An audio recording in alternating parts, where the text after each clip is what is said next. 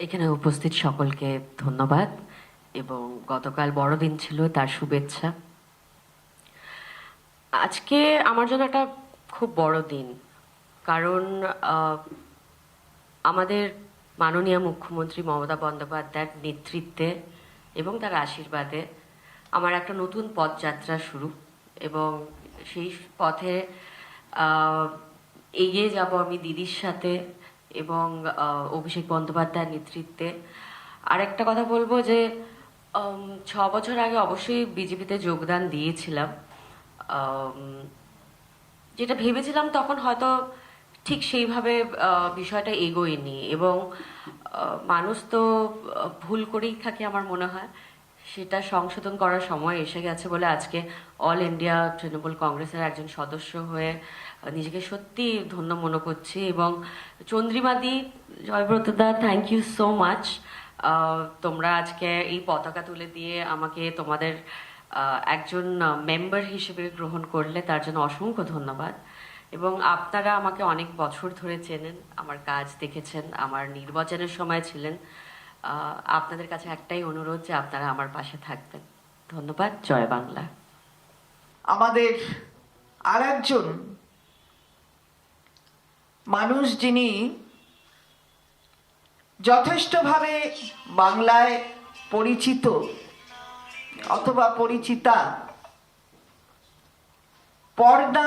পর্ণ মিত্রকে আমরা আমাদের দলের সঙ্গে সংযুক্ত করছি, কারণ পর্ণ মিত্র সে মাননীয় মুখ্যমন্ত্রী মমতা বন্দ্যোপাধ্যায় তার কাজের প্রতি আকৃষ্ট হয়ে আমাদের দলে আসার কথা জানিয়েছিলেন, এবং মাননীয় মুখ্যমন্ত্রী আমাদের দলের সর্বোচ্চ নেত্রী, তিনিও দলকে নির্দেশ দিয়েছেন যে পর্ণ মিত্রকে দলে সংযুক্ত করার।